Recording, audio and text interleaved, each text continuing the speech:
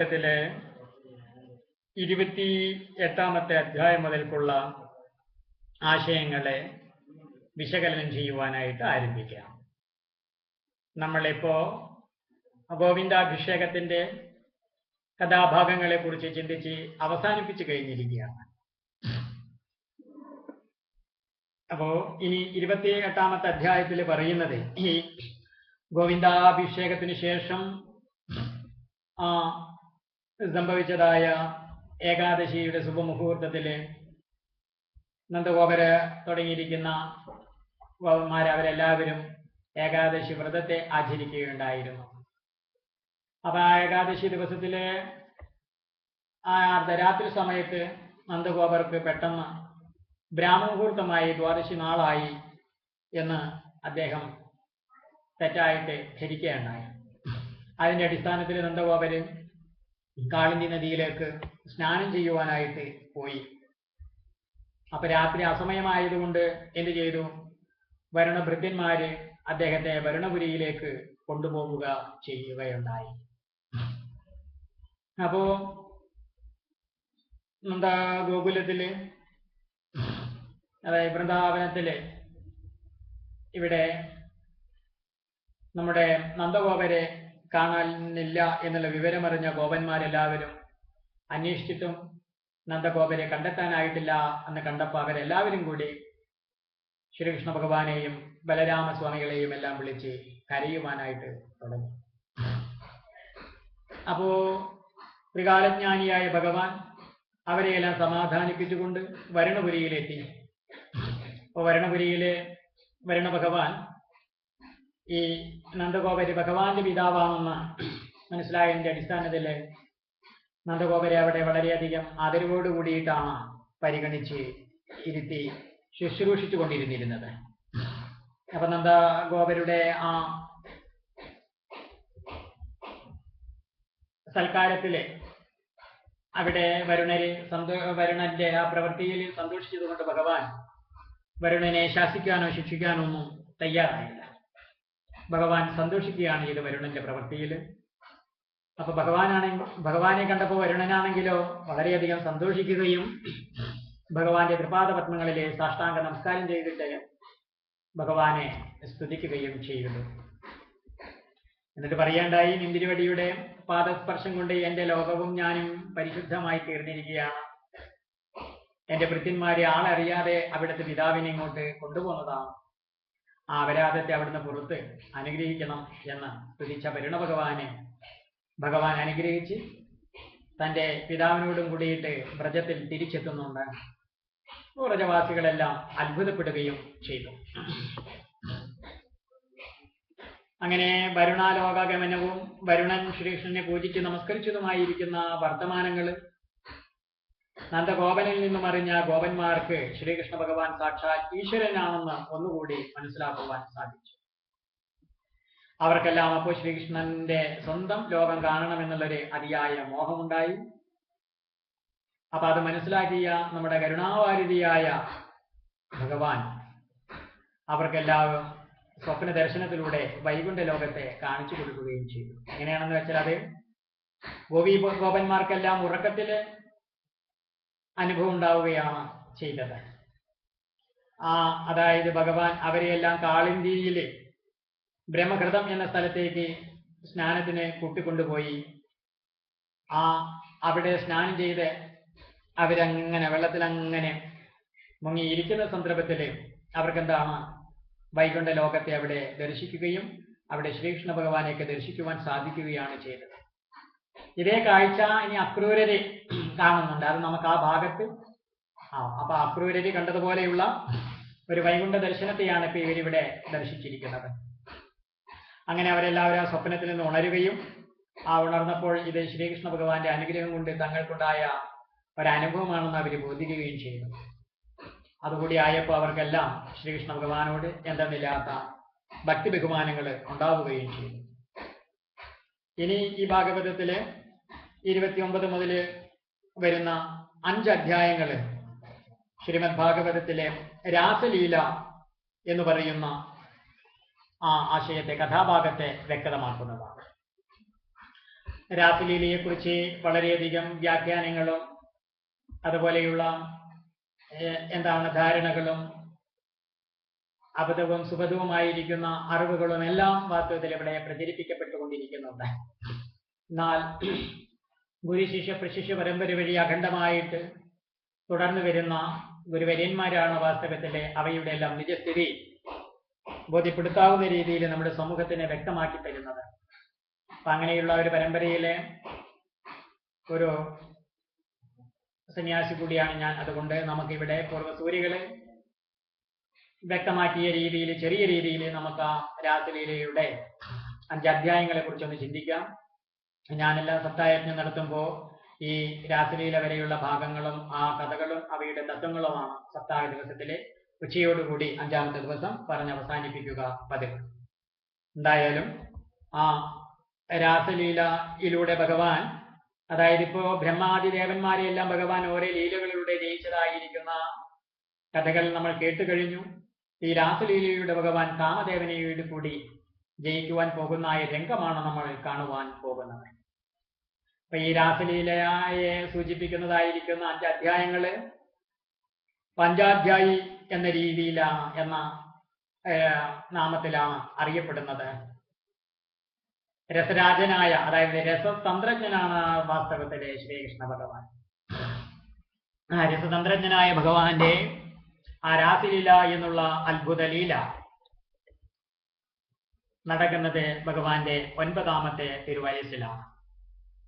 9ാമത്തെ വയസ്സിലായതുകൊണ്ട് തന്നെ പലരും തെറ്റിദ്ധരിക്കപ്പെട്ട രീതിയിലുള്ളൊരു ലൈംഗികമായിരിക്കുന്ന ഒരു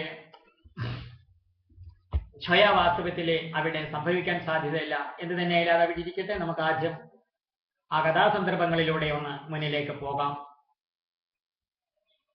അവിടെ ഒരു ദിവസം നല്ല ശരത്കാല ദിവസമാണ്, പൗർണമി നാളായിരുന്നു.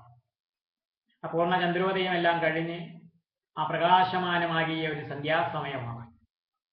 അവിടെ നമ്മുടെ കരുണാനിധിയായിരിക്കുന്ന ഭഗവാൻ ഗോപികളെ അനുഗ്രഹിക്കുവാൻ വേണ്ടിയിട്ട് തീരുമാനിക്കുകയാണ്. അങ്ങനെ ഭഗവാൻ കാളിന്തി നദിയുടെ തീരത്തിൽ ചെന്ന് ജനമോഹനമായിരിക്കുന്ന തന്റെ സ്വന്തം വേണുവെ എടുത്ത് ആലപിക്കുവാൻ തുടങ്ങി, വേണുഗാനം ആലപിക്കുവാൻ തുടങ്ങി. ആ വേണുഗാനത്തിന്റെ സ്വരമാധുരി ശ്രവിക്കുമ്പോൾ നിരഗുണ സമാധിയിൽ ലയിച്ചിരിക്കുന്ന യോഗീശ്വരന്മാരുടെ മനസ്സിൽ പോലും അത് അമൃതധാരയെ പൊഴിപ്പിക്കുന്നതാണ് ഭഗവാന്റെ വേണുഗീത. ആ ഭഗവാന്റെ വേണുഗാനം ശ്രവിക്കുമ്പോഴോ അത് പാറക്കല്ലുകളെ പോലും ഈറനാക്കുന്നതുകൂടിയാണ്. അങ്ങനെയുള്ള ഭഗവാന്റെ വേണുഗാനം ശ്രവിച്ചതായ ഗോപികൾ സർവസ്വവും മറക്കുകയുണ്ടായി. അവരുടെ മനസ്സ് ഭഗവത് സ്വരൂപത്തിലേക്ക് ഭഗവാന്റെ സന്നിധിയിലേക്ക് പുറപ്പെടുകയും ചെയ്തു. ആ സന്ദർഭത്തിലെ പല ഗോപികമാരും പല ഗ്രഹവൃത്തികളിലെ വ്യാപൃതരായിരുന്നു. ആ വൃത്തികളെല്ലാം ഉപേക്ഷിച്ചുകൊണ്ട് അവര് വൃത്തി നിരോധമായിരിക്കുന്ന ഭഗവത് സാമീപ്യത്തിലേക്ക് അവരെല്ലാവരും പോവുകയും ചെയ്തു. അതായത് ചില ജോലികളെ, ഗ്രഹജോലികൾ ചെയ്തിരുന്നവര് അതിനെ ഉപേക്ഷിച്ചു. അപ്രകാരം തന്നെ ഭർത്തൃ ശുശ്രൂഷ ചെയ്തിരുന്നവര് അത് ഉപേക്ഷിച്ചുകൊണ്ട് ഭഗവാന്റെ അടുക്കലേക്ക് പുറപ്പെട്ടു. കണ്ണെഴുതുകയായിരുന്ന ഒരു ഗോപി എന്ത് ചെയ്തു? ഒരു കണ്ണ് മാത്രം എഴുതി, മറ്റേത് എഴുതുവാൻ മറന്നു. ആ കഴുത്തിൽ അണിയേണ്ടതായിരിക്കുന്ന ഹാരം അരയിൽ കെട്ടിയിട്ടും അവര് പുറപ്പെട്ടു. എല്ലാവരും ഭഗവത് സന്നിധിയിലെത്തി.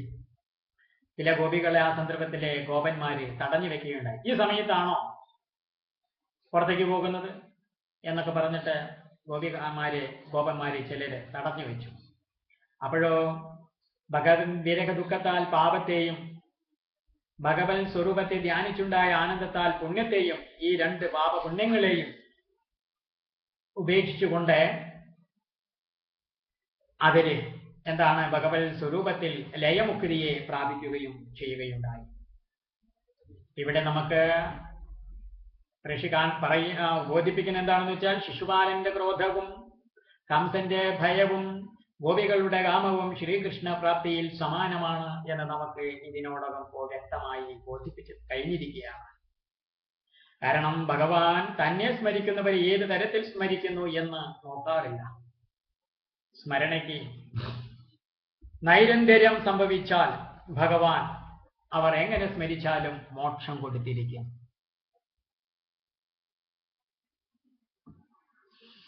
അതിനുള്ള പൂർണ്ണത ശ്രീകൃഷ്ണ ഭഗവാനുണ്ട് എന്നുള്ള ഒരു തിരിച്ചറിവ് നമുക്ക് ഇതിനോടകം വ്യക്തമായി ബോധിച്ചു കഴിഞ്ഞിരിക്കും.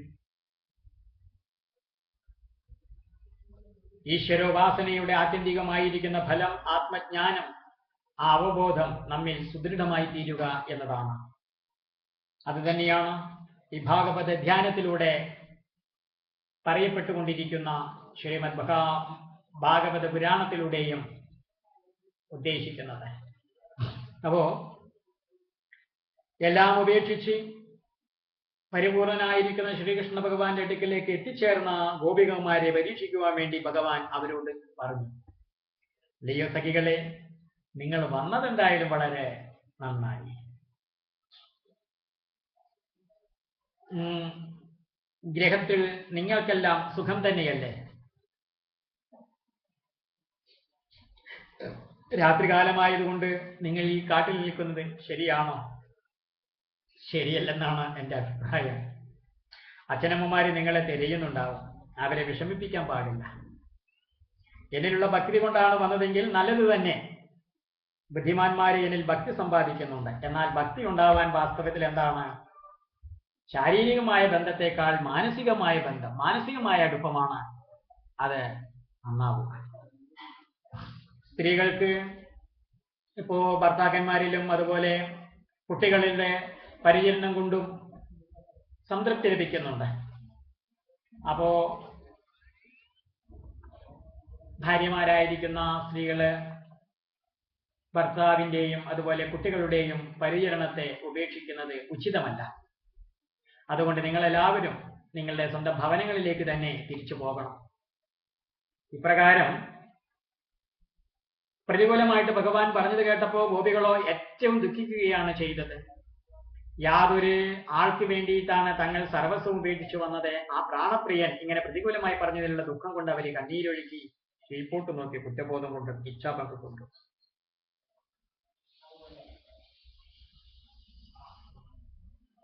മഷി കലർന്ന കറുത്ത കണ്ണീനീരാൽ മാറത്തുള്ള കുജകുങ്കുമം കലക്കിക്കളഞ്ഞ് ഗൽഗതത്തോടു കൂടിയിട്ട് അവർ പറഞ്ഞു, ഭഗവാനെ, നിന്തിരുവടി ഞങ്ങളോട് ഇങ്ങനെ ക്രൂരമായിട്ട് പെരുമാറരുത്. കോമളമായ തിരുമുഖത്തിൽ നിന്നും ക്രൂരമായ വാക്കുകൾ എങ്ങനെ വർഷിക്കുന്നു? മുമുക്ഷുക്കളായ ഭക്തന്മാരെ മഹാവിഷ്ണു സ്വീകരിക്കുന്ന പോലെ സർവസ്വവും ത്യജിച്ചു വന്ന ഞങ്ങളെ അവിടുന്ന് സ്വീകരിക്കണമേ. സർവേശ്വരനായ നിന്തിരുവടിയുടെ ഒരു അംശം പതിപുത്രാദികളിലും പരിലസിക്കുന്നത് കൊണ്ടല്ലേ വാസ്തവത്തിൽ ഞങ്ങൾ അവരെയെല്ലാം ആരാധിക്കുന്നത്, ഇഷ്ടപ്പെടുന്നത്? അങ്ങനെയുള്ള നിന്തിരുവടിയെ പൂർണ്ണമായിട്ടും ആരാധിക്കുവാൻ സാധിച്ചു കഴിഞ്ഞാൽ പിന്നെ അതുതന്നെയല്ലേ ഞങ്ങളുടെ യഥാർത്ഥ ധർമ്മം. ഒരു ശുശ്രൂഷ തന്നെയല്ലേ, ഈശ്വര ശുശ്രൂഷ തന്നെയല്ലേ.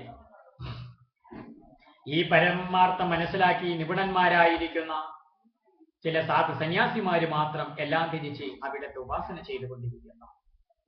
അല്ലയോ ആർത്തബന്ധോ, നിന്തിരുവടിയുടെ സൗന്ദര്യ ശക്തിയില്ലാതെ ഗുണങ്ങളെ ഞങ്ങളുടെ മനസ്സിനെ മുഴുവനും ഇപ്പോൾ അപഹരിച്ച് കഴിഞ്ഞിരിക്കുകയാണ്. ഞങ്ങൾ ഇനി ഗ്രഹത്തിൽ പോയി ഇരുന്നിട്ടും പ്രയോജനമില്ല. നിന്തിരുവടിയുടെ ആസാവലോകനങ്ങളാൽ ഞങ്ങളുടെ ഉള്ളിൽ ആളിക്കത്തിക്കഴിഞ്ഞ കാമാഗ്നിയെ അധരാമൃത വർഷത്താൽ അവിടുന്ന് നശിപ്പിച്ചു തരണം. ത്രൈലോക്യമോഹനമായ നിന്തിരുവടിയുടെ സ്വരൂപവും വേണുഗാനവും ഒരിക്കലെങ്കിലും ആസ്വദിച്ച ആരാണ് ആര്യബദ്ധത്തിൽ നിന്നും ക്ഷണിക്കാതിരിക്കുക? പ്രജാവാസികളുടെ ദുഃഖവും നശിപ്പിക്കാൻ അവതരിച്ച നിന്തിരുവടി ഞങ്ങളുടെ ശിരസിൽ കൈവച്ച് അനുഗ്രഹിക്കുക തന്നെ ചെയ്യണം. ഇപ്രകാരം ഗോപികളുടെ പ്രാർത്ഥന കേട്ടപ്പോ ആത്മാരാമനും യോഗയോഗീശ്വരനുമായ ഭഗവാൻ കാരുണ്യത്താൽ അവരുടെ അപേക്ഷ സ്വീകരിക്കുകയും അവരെ അത്യധികം രമിപ്പിക്കുകയും ചെയ്തു. അങ്ങനെ അവിടെ ആ നക്ഷത്രങ്ങളോടുകൂടിയ ചന്ദ്രനെ പോലെ അവിടുന്ന് ഗോപികളോട് കൂടിയിട്ട് ആ കാളിന്തി കുളിനത്തിൽ അങ്ങനെ പരിശോഭിക്കുകയാണ്. കാമശാസ്ത്രത്തിലെ വാത്സ്യായന പ്രവൃത്തികളെ വർണ്ണിക്കുന്നതിലും അവാച്യമായ ആനന്ദം ഭഗവാൻ ഗോപികൾക്ക് നൽകി അനുഗ്രഹിക്കുകയും ചെയ്തു. ലക്ഷ്മീപതിയായ ഭഗവാൻ തനിക്ക് സ്വാധീനമായി കഴിഞ്ഞു എന്ന ഒരു അഭിമാനം ഗോപികൾക്കുണ്ടായി. ആ അഭിമാനത്തെ കളഞ്ഞ് അവരെ അനുഗ്രഹിക്കുവാൻ വേണ്ടി ഭഗവാൻ ആ സമയം തന്നെ അവിടെ അപ്രത്യക്ഷമാവുകയും ചെയ്തു. അപ്പോൾ ഭഗവാനെ കാണാതെ ഗോപികളെ അന്വേഷിച്ചു പുറപ്പെട്ടു. പിടിയാനകളെ കൂട്ടത്തെ നയിക്കുന്ന കൊമ്പനാനയെ എന്ന പോലെ അന്വേഷിച്ചു നടന്നവർ. ദുഃഖഭാരത്താൽ ഉന്മത്തകളെ പോലെ ചേതനാചേതനങ്ങളെ തിരിച്ചറിയാൻ കഴിയാതെ ശ്രീകൃഷ്ണനെ അന്വേഷിച്ചുകൊണ്ടവർ ആ കാളിന്തി വനത്തിലൂടെ സഞ്ചരിച്ചു. അവർ അന്വേഷിച്ചു, അല്ലയോ തേന്മാവി, ഹേ ആൽമരങ്ങളെ, ഞങ്ങളുടെ മനസ്സിനെയും അപഹരിച്ചു പോയ നന്ദസൂന്യവിനെ നിങ്ങളെങ്ങാൻ കണ്ടുപോ? അല്ലയോ മുല്ലവല്ലികളെ, ഹേ പിച്ചകമേ, വല്ലവി വല്ലഭനെ നിങ്ങളെ ആരെങ്കിലും കണ്ടോ? മംഗളസ്വരൂപിണിയായ തുളസി, ശ്രീകൃഷ്ണന് ഏറ്റവും ഇഷ്ടപ്പെട്ടവളായി നീ അദ്ദേഹം ഈ വഴിയെങ്ങാൻ കടന്നു പോകുന്നത് കണ്ടോ? പരോപകാരം മാത്രം ചെയ്ത് ജീവിക്കുന്ന വൃക്ഷലലാദികളെ, ഞങ്ങളുടെ ഹൃദയചോരൻ പോയ വഴി പറഞ്ഞു തരികയില്ലേ? അല്ലയോ ഭൂമിദേവി, നിനക്ക് വാസ്തവത്തിൽ ഇപ്പോൾ പുളകമുണ്ടായത് വരാഹമൂർത്തിയുടെ ആലിംഗനം കൊണ്ടാണോ, അതോ ശ്രീകൃഷ്ണൻ ഇതിലെ പോയപ്പോൾ അദ്ദേഹത്തിന്റെ പാദസ്പർശം കൊണ്ടുണ്ടായതാണോ? പറഞ്ഞു തരൂ അമ്മേ. അല്ലയോ ഏണപത്നികളെ, നിങ്ങളുടെ നീണ്ട നയനങ്ങൾക്ക് പരമാനന്ദം തന്നുകൊണ്ട് പ്രിയാസമേതനായ കാർവർണ്ണൻ ഈ വഴിയെങ്ങാൻ പോകുന്നത് നിങ്ങളുടെ ശ്രദ്ധയിൽപ്പെട്ടു. ഇങ്ങനെ ഉന്മത്തകളെ പോലെ ശ്രീകൃഷ്ണനെയും അന്വേഷിച്ചുകൊണ്ട് ഗോപികളെ സ്വന്തം ശരീരത്തെ പോലെ മറക്കുകയും ചെയ്തു. അങ്ങനെ ശ്രീകൃഷ്ണനിൽ നിന്ന് ചിന്തിച്ച് ചിന്തിച്ച് അവർക്ക് കൃഷ്ണോഹം എന്ന ഭാവം വന്ന് എല്ലാം കൃഷ്ണമയമായിട്ട് അങ്ങനെ അനുഭവപ്പെടുവാൻ തുടങ്ങി. തന്മയീഭാവം അവർക്ക് സംഭവിച്ചു. ഇപ്പൊ പ്രേമഭക്തിയുടെ ഉച്ചഭാവത്തെ ശ്രീ ശുഖമഹർഷി ഗോപികളിലൂടെ വർണ്ണിച്ച് കാണിക്കുന്നതാണ് നമ്മൾ ഇനിയും കാണുവാൻ പോകുന്ന രംഗങ്ങളാണ്. ശ്രീകൃഷ്ണഭാവം വന്ന ഗോപികളെ ഭഗവാൻ ചെയ്തതുപോലെ ഓരോ ലീലകളെ അനുകരിച്ച് ചെയ്യുവാൻ ആരംഭിച്ചു. പൂതിനാമോക്ഷം മുതൽ അവർ പല ലീലകളും തന്മയത്വത്തോടുകൂടി ചെയ്തുകൊണ്ട് അന്വേഷിച്ച് നടന്നു. വഴിയിൽ ഭഗവാന്റെ പാദങ്ങൾ പതിഞ്ഞു കിടക്കുന്നത് അവരുടെ ശ്രദ്ധയിൽപ്പെട്ടു. അത്യാദരവോടെ ആ ശ്രീപാദരേണുക്കളെടുത്ത് ശിരസിലെ മാറത്ത് മണിഞ്ഞു. കുറച്ചുകൂടി പോയപ്പോഴോ അവർ രാധാമാധവന്മാരുടെ പാദചിഹ്നങ്ങൾ ഒന്നിച്ചു കാണുകയുണ്ടായി. അപ്പോ എല്ലാവർക്കും കൂടി അവകാശപ്പെട്ട വസ്തുവിനെ ഒരാൾ മാത്രം അനുഭവിച്ചത് ഓർത്തപ്പോഴോ അവരെല്ലാവരും ദുഃഖിച്ചു. അപ്പോ ഈ സന്ദർഭത്തിൽ രാധാദേവിയുമായിട്ട് ഭഗവാന്റെ ലീല എപ്രകാരമായിരുന്നു മുന്നോട്ട് പോയിരുന്നത് നോക്കാം. അതായത് അജാതഗർവയും അതിപ്രിയവുമായ രാധാദേവിയോട് കൂടിയിട്ട് ഭഗവാൻ അനേക വിധമായ ക്രീഡകൾ ചെയ്തു. അങ്ങനെ ഭഗവാൻ രാധയെ മടിയിൽ വെച്ച് മുടിജീവി പുതിയ മാലകൾ ചാർത്തി കൊടുത്തും മറ്റും രമിപ്പിക്കുകയുണ്ടായി. അപ്പോഴോ ബാക്കിയുള്ളവരെല്ലാം ഉപേക്ഷിച്ചു ഭഗവാൻ തന്നെ മാത്രമായിട്ട് ലാളിക്കുന്നത് കണ്ടപ്പോഴോ ശ്രീ രാധാദേവിക്കും അഹങ്കാരവും അഭിമാനവും ഉണ്ടായി. കുറച്ച് ഗർവോടുകൂടി കൊഞ്ചലോടുകൂടി രാധാദേവി പറഞ്ഞു, ഭഗവാനെ, എനിക്ക് എഴുന്നേക്കാനും നടക്കാനും കഴിയുന്നില്ല, കാല് വേദനിക്കുന്നു. ഞാൻ കൂടെ ഇനി അങ്ങയുടെ ഒപ്പം വരണമെന്നുണ്ടെങ്കിൽ എന്നെ എടുക്കണം. ഇത് കേട്ടപ്പോഴോ ഭഗവാന്റെ ചുമലിൽ കയറി ഇരുന്നു കൊള്ളുവാൻ പറഞ്ഞു. രാധാദേവി ചുമലിൽ കയറാൻ നോക്കിയപ്പോഴോ ഭഗവാൻ അപ്രത്യക്ഷമായി. ഭഗവാനെ കാണാതായപ്പോഴോ പ്രേമേക രൂപിണിയായ ദേവി മോഹാലസ്യപ്പെട്ട് അവിടെ തന്നെ വീഴുകയും ചെയ്തു. അങ്ങനെ ഭഗവാനെ വിളിച്ച് കരയുകയും ചെയ്തുകൊണ്ട് വീണു. ഏ നാഥ, നിന്തിരുപടി എവിടെ, രമണ ദർശനം തരണം എന്നൊക്കെ അബോധാവസ്ഥയിൽ കേണ് അവൾ അപേക്ഷിക്കുവാനും തുടങ്ങി. ഭഗവാൻ അന്വേഷിക്കുന്ന മറ്റു ഗോപികളോ ഈ സമയം ഭഗവാനാൽ ഉപേക്ഷിക്കപ്പെട്ട രാധാദേവിയെ കണ്ടു. അവരുടെ പ്രിയ സഖിയെ അവരെല്ലാവരും ശുശ്രൂഷിച്ച് ബോധം വരുത്തി തന്നെ അതിലാളനം ചെയ്തതും അതുപോലെ ഉപേക്ഷിച്ചു പോയതുമായ വർത്തമാനങ്ങളെല്ലാം രാധാദേവി ഗോപികളെ പറഞ്ഞു കേൾപ്പിക്കുകയും സ്വന്തം പ്രയത്നത്താൽ മാത്രം കിട്ടാവുന്ന ഒരു വസ്തുവല്ല ഭഗവാൻ എന്നും അദ്ദേഹത്തിന് കനിവ് തോന്നി ദർശനം തരിക തന്നെ വേണമെന്നും ആ സന്ദർഭത്തിൽ അവർക്കെല്ലാവർക്കും ബോധ്യമാവുകയും ചെയ്തു. ദുഃഖാർത്ഥകളായ അവർ എവിടെ വെച്ചാണോ ഭഗവാൻ അന്തർദാനം ചെയ്തത്, അവർ ആ കാളിത്തീ ഉള്ളിൽ തന്നെ വന്ന് ഭഗവന്മയികളായ അവർ ഭഗവത് ദർശനത്തെ തന്നെ മോഹിച്ചുകൊണ്ട് ഭഗവൻ മഹാത്മ്യത്തെ തന്നെ പറഞ്ഞുകൊണ്ട് കരഞ്ഞു. ഏതെയ്താ നെന്തിരുവടിയുടെ അവതാരം കൊണ്ട് ഈ വ്രജം ഏറ്റവും ഉത്കർഷത്തെ പ്രാപിച്ചു. എങ്കിലും അവിടുത്തെ അത്യധികം സ്നേഹിക്കുക കാരണം ഈ ഗോപികൾ മാത്രം കാട്ടിൽപ്പെട്ട് കുഴങ്ങുന്നു. പ്രതിഫലം മോഹിക്കാത്ത ദാസികളായ ഞങ്ങളെ തൃക്കൺകോണുകളാൽ കുത്തിക്കൊല്ലുന്നത് കൊല്ലൽ തന്നെയല്ലേ ഭഗവാനെ, അതിന് പാവമില്ല എന്നൊന്നും. കരുണാർണവനായ അവിടുന്ന് അനേകം ആപത്തുകളിൽ നിന്നും ഞങ്ങളെ രക്ഷിച്ചത് സ്വന്തം ഗോപികളെ തനിക്ക് തന്നെ ഈ വിധത്തിൽ കൊല്ലണം എന്ന് വിചാരിച്ചാണോ? സാധുവായ യശോദയുടെ പുത്രനെ ഇത്രയും ക്രൂരതയുണ്ടാവാൻ വയ്യാത്തത് കൊണ്ട് അവിടുന്ന് യശോദയുടെ പുത്രനൊന്നുമല്ല. ഞങ്ങളുടെ ദുഃഖം അവിടുന്ന് അറിയാത്തത് കൊണ്ട് എല്ലാവരുടെയും അന്തരാത്മാവുമല്ല. ബ്രഹ്മാവിന്റെ പ്രാർത്ഥന പ്രകാരം അഖില ലോക രക്ഷയ്ക്കായി അവതരിച്ചതാണെന്ന് പറയുന്നതും ഞങ്ങളെ രക്ഷിച്ച് കാണാത്തത് കൊണ്ട് ശരിയല്ല ഭഗവാൻ. തൃപ്പാദത്തിൽ നമസ്കരിച്ച് ഞങ്ങളുടെ ശിരസിൽ തൃക്കൈകൾ അർപ്പിച്ച് അങ്ങ് അനുഗ്രഹിക്കുക തന്നെ ചെയ്യണം. അഹങ്കാരം ഞങ്ങൾക്കുള്ളത് കൊണ്ടാണ് അനുഗ്രഹിക്കാത്തത് എങ്കിൽ അവിടുന്ന് ഒന്ന് കടാക്ഷിച്ചാൽ പോരെ ഭഗവാനെ, അപ്പോൾ തന്നെ ഞങ്ങളുടെ അഹങ്കാരം നഷ്ടമാവുകയില്ലേ? പിന്നെ എന്തിനാണ് ഇങ്ങനെ ദുഃഖിപ്പിക്കുന്നത്? അതിമനോഹരമായ തിരുമുഖം കാണിച്ചു തരൂ. പാപം നശിപ്പിക്കുന്നതും കരുണ കൊണ്ട് ആർദ്രവും മഹാലക്ഷ്മിക്ക് ആശ്രയവും വിഷം നിറഞ്ഞ കാളിയന്റെ ഭണങ്ങളിൽ അർപ്പിച്ചതുമായ നിന്തിരുവടിയുടെ പാദപത്മം ഞങ്ങളുടെ ഭുജങ്ങളിലും അർപ്പിച്ച് ഞങ്ങളുടെ താപത്തെ കളഞ്ഞതെന്ന് അനുഗ്രഹിക്കൂ ഭഗവാൻ. മധുരമോഹനമായ വാക്കുകളാലും വശീകരിക്കുന്ന കടാക്ഷങ്ങളാലും ദാസികളായി തീർന്ന ഞങ്ങളെ അവിടുത്തെ അധരാമൃതത്താൽ ആനന്ദിപ്പിക്കും. തപ്തന്മാരെ ജീവിപ്പിക്കുന്നതും കവികൾ പുകഴ്ത്തുന്നതും സർവപാപങ്ങളെയും നശിപ്പിക്കുന്നതും എത്ര കേട്ടാലും മതി വരാത്തതും ഐശ്വര്യപ്രദവുമായി നിന്തിരുവടിയുടെ കഥാമൃതിനാൽ മാത്രം ഞങ്ങൾക്ക് തൃപ്തി വരുന്നില്ല ഭഗവാനെ.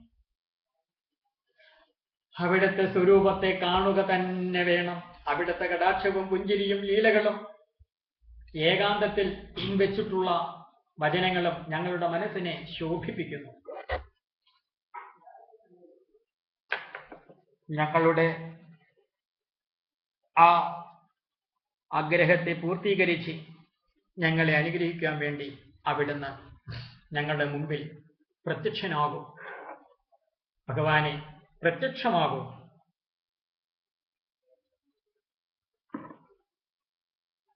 നിന്തിരുവടി പശുപരിപാലനത്തിനായി കാട്ടിൽ പോയാൽ കല്ലിലും മുള്ളിലും തട്ടിയ തൃപ്പാദങ്ങൾ വേദനിക്കുമോ എന്നെന്ന് ഓർത്ത് ഞങ്ങൾ ദുഃഖിക്കാറുണ്ട്. പശുപരിപാലനവും കഴിഞ്ഞ് വൈകുന്നേരം അവിടുന്ന് കാട്ടിൽ നിന്നും മടങ്ങി വരുമ്പോൾ നീലകുന്തങ്ങളാൽ ശോഭിക്കുന്നതും വിയർപ്പ് തുള്ളികൾ പൊടിഞ്ഞ അതിസുന്ദരവുമായ തിരുമുഖ പത്മം ഞങ്ങൾക്ക് കാണിച്ചു തന്ന് ഞങ്ങളുടെ മനസ്സിൽ നിന്തിരുവടി അമാർത്തിയെ വളർത്തുക തന്നെ ചെയ്തു. നിന്തിരുവടിയുടെ തൃപ്പാദം ഞങ്ങളുടെ സ്ഥലങ്ങളിൽ അർപ്പിച്ച് ഞങ്ങളുടെ മാരതാപം അവിടുന്ന് നശിപ്പിച്ചു തരണം ഭഗവാനെ. ആ അധരാമൃതിനെ തന്ന് ആനന്ദിപ്പിക്കണമേ. അവിടുന്ന് കാട്ടിൽ പോയാൽ ഓരോ നിമിഷവും ഓരോ യുഗം പോലെ ഞങ്ങൾക്ക് തോന്നുന്നു. ശ്രീമുഖ ദർശനം വേഗം തന്ന് അനുഗ്രഹിക്കൂ ഭഗവാൻ. നിന്തിരുവടിയുടെ വേണുഗാനത്താൽ മോഹിച്ച് സർവസ്വം വെടിഞ്ഞു വന്ന ഞങ്ങളെ ഉപേക്ഷിച്ചു പോകരുതേ.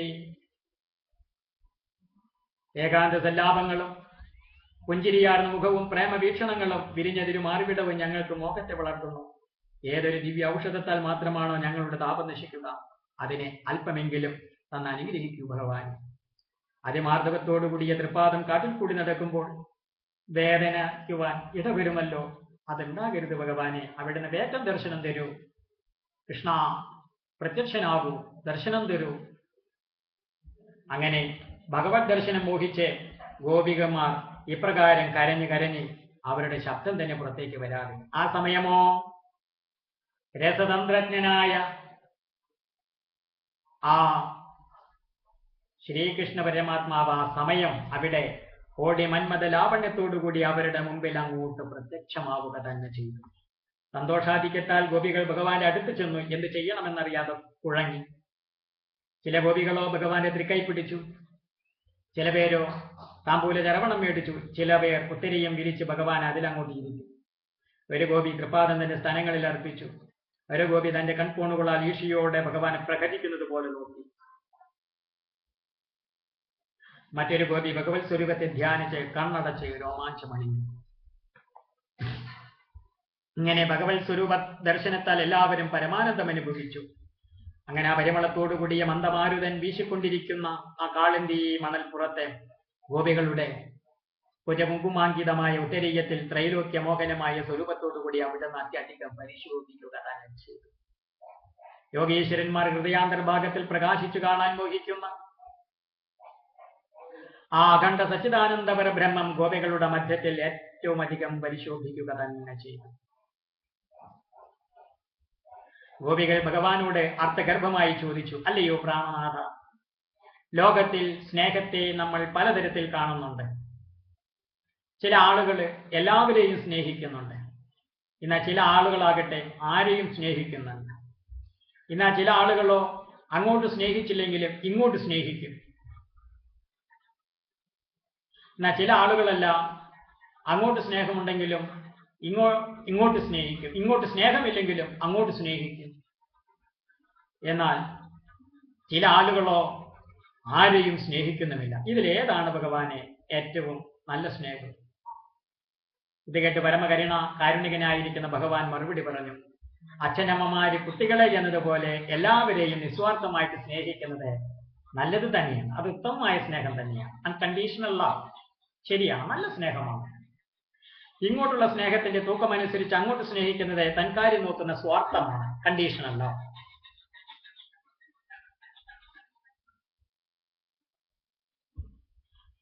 ആപ്തകാമന്മാര് എന്ന് വെച്ചാൽ ആഗ്രഹം പരിപൂർണമായിട്ട് സാക്ഷാത്കരിച്ചവരും അതുപോലെ ഗുരുദ്രോഹികളും പൊരുത്തമില്ലാത്തവരും അവരും ഈ രണ്ടു കൂട്ടരും വാസ്തവത്തിൽ ആരെയും സ്നേഹിക്കാറില്ല. സഖികളെ, എന്റെ സ്നേഹമുണ്ടല്ലോ ഇതിലൊന്നിലും പെടുകയില്ല. സർവസ്വവും ധരിച്ച് എന്നെ ആശ്രയിച്ച് നിങ്ങളെപ്പോലെ എന്നെ സ്നേഹിക്കുന്നവരെ ഞാൻ പരോക്ഷമായിട്ട് ഭജിക്കുന്നു, സ്നേഹിക്കുന്നു. അഭിമാനം വന്ന് അധപതിക്കരുത് എന്ന് കരുതിയാണ് ഈ പരോക്ഷ ഭജനം. വാസ്തവത്തിൽ ആത്മാർത്ഥമായി സ്നേഹിക്കുന്ന നിങ്ങളോട് എനിക്കുള്ള കടമ തീരാത്തതാണ്. ഞാൻ ബ്രഹ്മാവിന്റെ ആയുസ്സെടുത്ത് കടമ തീർക്കാൻ ശ്രമിച്ചാലും തീരുന്നതല്ല. സ്നേഹത്താൽ നിങ്ങൾ എന്നെ ജയിച്ചു കഴിഞ്ഞു. ഇപ്രകാരമുള്ള ഭഗവാന്റെ വാക്കുകൾ കേട്ട് ഗോപികൾ ഏറ്റവും സന്തോഷിക്കുകയും ചെയ്യും. ഗോപികളും ഭഗവാനും കൂടിയുള്ള രാസലീലയെ വർണ്ണിക്കുന്നതാണ് ദശമസ്കന്ധത്തിലെ 33-ാമത്തെ അധ്യായം. ഫലസമൃദ്ധങ്ങളായ വൃക്ഷങ്ങളാലും പുഷ്പങ്ങൾ നിറഞ്ഞ വല്ലികളാലും ഏറ്റവും ശോഭിക്കുന്ന വൃന്ദാവനം. ആ വൃന്ദാവനത്തിലെ കാളിന്തി ഓളങ്ങളാകുന്ന കൈകളാൽ ശുദ്ധീകരിച്ച കാളിന്തി പുളിനത്തില് പച്ചക്കർപ്പൂരം പൊടിച്ചു വിതറിയ പോലെയുള്ള വെള്ള മണൽത്തിട്ടിൽ ശ്രീകൃഷ്ണനും ഗോപികളും ശോഭിക്കുകയാണ്. ചന്ദ്രന്റെ പൂനിലാവ് അവരെ പുളകം കൊള്ളിച്ചു. സുഗന്ധത്തെ വഹിച്ചുകൊണ്ട് മന്ദമാരുതൻ വീശിക്കൊണ്ടേയിരുന്നു. രാസലീലയ്ക്ക് വിളക്ക് വെച്ചതുപോലെ ആകാശത്തിൽ പൂർണ്ണചന്ദ്രൻ നക്ഷത്രങ്ങളോട് കൂടിയിട്ട് പരിശോഭിക്കുകയും ചെയ്തു.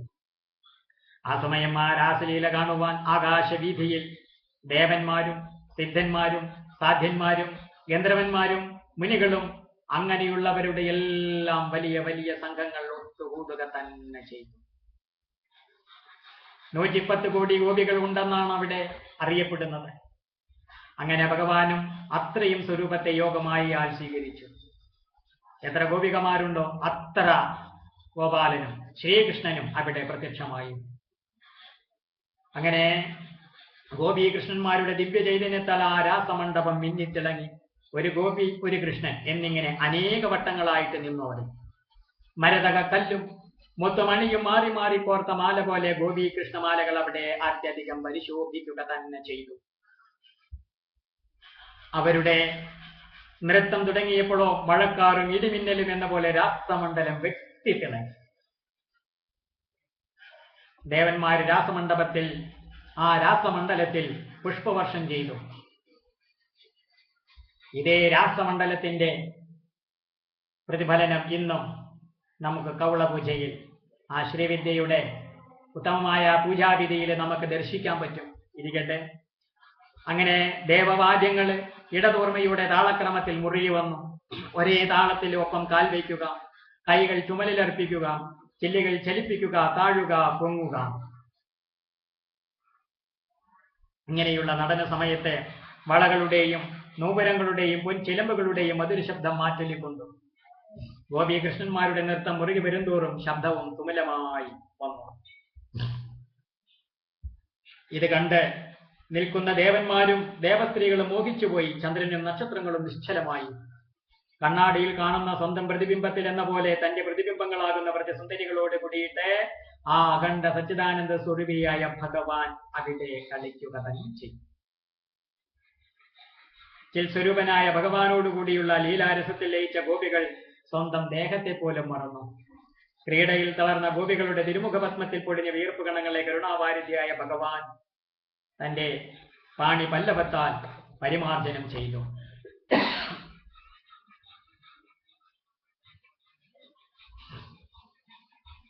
പിന്നീട് ഗോപികളോടുകൂടി കാളിന്തി നദിയിൽ ഇറങ്ങി ജലക്രീഡകൾ ചെയ്തു. ബ്രഹ്മാനന്ദത്തിൽ രമിച്ച് തപ്തകളായ ഗോപികളോടുകൂടി വനക്രീഡകളും ചെയ്തു.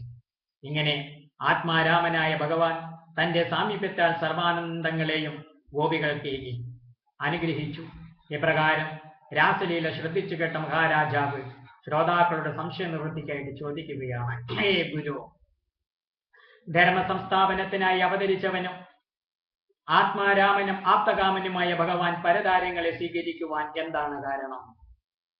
ഇത് കേട്ട് ശ്രീശുകൻ മറുപടി പറഞ്ഞു: ധർമ്മം, അധർമ്മം, താൻ, അന്യൻ, സുഖം, ദുഃഖം, ഈ വക ദ്വന്ദ്ങ്ങളിൽ നിന്നും അതീതനും ഈശ്വരനുമായ ഗുരുവിനെ ഭഗവാന് എല്ലാം ആത്മാവായ താൻ തന്നെയാണ്.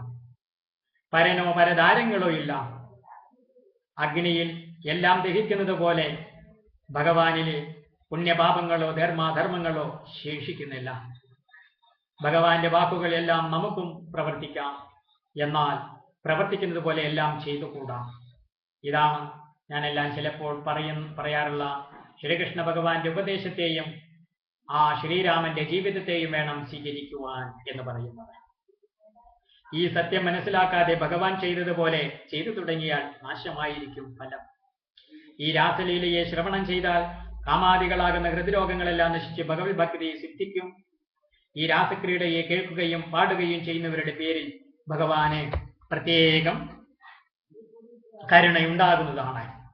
രാസലീല കഴിഞ്ഞ ശേഷം ഭഗവാന്റെ അനുമതിയോടുകൂടി ഗോപികളെല്ലാം അവരുടെ അതാത് ഭവനങ്ങളിലേക്ക് തിരിച്ചു മടങ്ങിപ്പോവുക തന്നെ ചെയ്തു എന്ന് പറഞ്ഞുകൊണ്ട് ഈ പഞ്ചാധ്യായി എന്ന് പറയുന്ന രാസലീലയുടെ കഥാഭാഗങ്ങൾ ഇവിടെ അവസാനിക്കുകയാണ്. ഈ ഭാഗം വരെയുള്ള കഥകളും അതിന്റെ തത്വമാണ് അഞ്ചാമത്തെ ദിവസത്തിലെ സപ്താഹയജ്ഞത്തിലെ ഞാൻ പറഞ്ഞ് അവസാനിപ്പിക്കാറ്. ഇപ്പൊ നമ്മൾ ഇത്രയും വരെയുള്ള ഭാഗത്തിന്റെ കഥകൾ പറഞ്ഞ് അവസാനിപ്പിച്ചിരിക്കുകയാണ്. അപ്പൊ ഇനി നമ്മൾ ഇവിടെ കുറച്ച് കഥകളുടെ തത്വത്തെ നമുക്ക് വിശകലനം ചെയ്യുവാൻ ബാക്കിയുണ്ട്. ഇത്ര നേരം പറഞ്ഞ കഥകളിൽ നിന്ന് നമ്മൾ ബോധിക്കേണ്ടതായ ആത്മീയ സത്യം, ആത്മീയ രഹസ്യം, ആത്മജ്ഞാനം അത് എന്താണ് എന്ന് പരിശോധിക്കുവാൻ വേണ്ടിയിട്ട് നമുക്ക് ആരംഭിക്കാം.